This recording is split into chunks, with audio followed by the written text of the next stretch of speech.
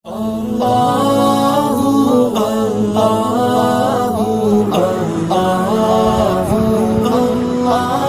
मालिक बिन दिनार एक दिन एक सफर पर गए तो आपने देखा कि हज के ऊपर लाखों का मजमा है। तो आपने दिल में ख्याल किया कि आज सबका हज कबूल हो गया। रात को आपको ख्वाब के अंदर एक आवाज सुनाई दी। आवाज आती है कि सबका हज कबूल है, लेकिन एक शख्स जिसका हज कबूल नहीं हुआ, मोहम्मद बिन हारून बल्खी, उसका हज कबूल नहीं हुआ। तो हजरत मालिक बिन दिनार अगले दिन उसकी तलाश में चल पड़े। तो आपने जाकर लोगों से पूछा कि तुम में से मोहम्मद बिन हारून बल्खी कौन है?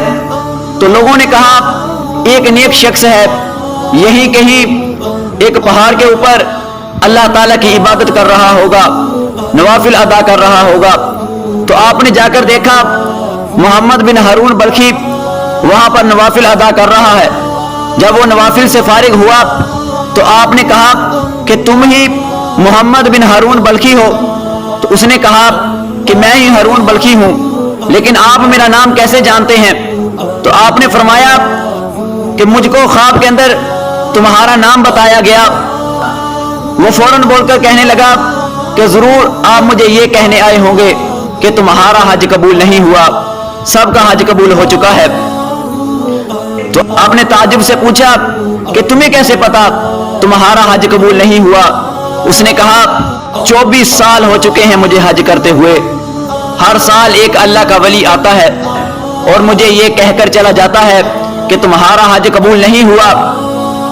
तो आपने पूछा ये क्या माजरा है, तुम्हारा हज कबूल क्यों नहीं होता, ये मामला तुम्हारे साथ क्यों पेश आता है? तो उसने ये बात बताने से मना किया। उसने कहा मैं आपको ये बात नहीं बताऊंगा। तो आपने जब इसरार किया तो उसने बताया मैं शराबी था, हर ऐब मेरे अंदर था। एक दिन मैं शराब के नशे के अंदर अपने घर लौटा, तो रोजों का महीना था। मेरी माँ तंदूर के ऊपर रोटियां पका रही थी। मैंने अपनी माँ से कहा कि लाओ मुझे रोटी लाकर दो। मेरी माँ ने कहा तुम्हें शर्म नहीं आती, तुमने खुद तो रोजा रखा नहीं, दूसरों के सामने खाते हो, खाने पीने की बातें करते हो। तो मुझे गुस्सा आया, मैंने अपनी माँ के मुंह पर थप्पड़ मारा और मेरी माँ उस तंदूर के अंदर जा पड़ी। और मेरी माँ जब उस आग के अंदर जा पड़ी, लोगों ने मुझको पकड़कर एक कमरे के अंदर बंद कर दिया। जब मुझे होश आया तो देखा मेरी बीवी अलमारी से कपड़े निकाल रही है। मैंने पूछा कहाँ जा रही हो, ये कपड़े तुम क्यों पैक कर रही हो? तो उसने कहा तुम जैसे इंसान के साथ जो माँ का कातिल हो, उसके साथ मैं अपनी जिंदगी बसर नहीं कर सकती। तो मैंने पूछा मैंने किसका कत्ल किया है? उसने कहा तुमने अपनी माँ का कत्ल किया है। तुमने अपनी माँ को जब थप्पड़ मारा वो एक तंदूर के अंदर गिर गई। तुम्हारी माँ जख्मों की ताब ना लाते हुए वहां पर तुम्हारी माँ आग के अंदर गिरकर हलाक हो गई। तो उस वक्त लोगों ने तुम्हें पकड़कर इस कमरे के अंदर बंद कर दिया। तो उसी वक्त मैंने जिस हाथ से थप्पड़ मारा था उस हाथ को काट दिया। मेरी बहुत सारी जायदाद थी, मेरे पास बहुत सी दौलत थी, मैंने तमाम दौलत अल्लाह ताला की राह में सदका कर दी। मैंने तमाम जायदाद गरीबों मस्कीनों के अंदर तकसीम कर दी। मैंने अपने हाथ को भी काट लिया। उस वक्त से मैं इस मकाम पर आकर अल्लाह से तौबा कर रहा हूँ, अल्लाह की इबादत कर रहा हूँ, अपने गुनाहों की माफी तलब कर रहा हूँ। इस दर पर ना आऊं तो कहां पर जाऊं? अगर इसी चौखट के ऊपर मुझे माफी नहीं मिलेगी तो कहां पर माफी मिलेगी?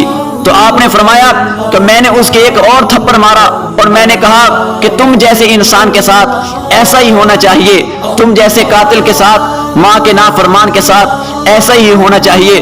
तो मैं वहां से चल दिया। रात को मेरी आंख लगी, हजूर अलैहिस्सलातु वस्सलाम मेरी ख्वाब में आए। तो आपने फरमाया मालिक बिन दिनार मेरे बंदे को, मेरे उम्मती को मायूस लौटाकर वापस आ गया।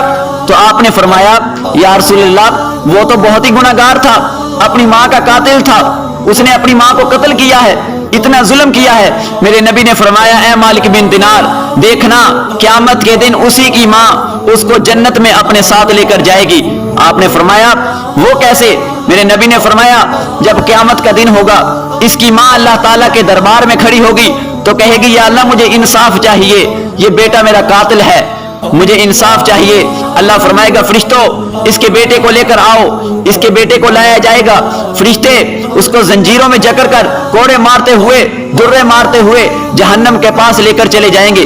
وہ بیٹا پیچھے مڑ کر کہے گا اے ماں مجھے بچا لو، میں تمہارا بیٹا ہوں، جب مجھے بھوک لگتی تھی تو تم مجھے کھانا دیتی تھی، جب دنیا کے اندر مجھے کوئی بھی تکلیف آتی تھی، مجھے کوئی بھی درد پہنچتا تھا تو اے ماں تم بے قرار ہوا کرتی تھی۔ اے ماں آج یہ لوگ مجھے آگ میں ڈالیں گے، مجھے جلائیں گے، مجھے ماریں گے، تو اس وقت اس کی ماں اپنے دل کو پکڑ کر بیٹھ جائے گی، کہے گی یا اللہ میں نے اس کو معاف کر دیا، تم بھی اس کو معاف کر دو۔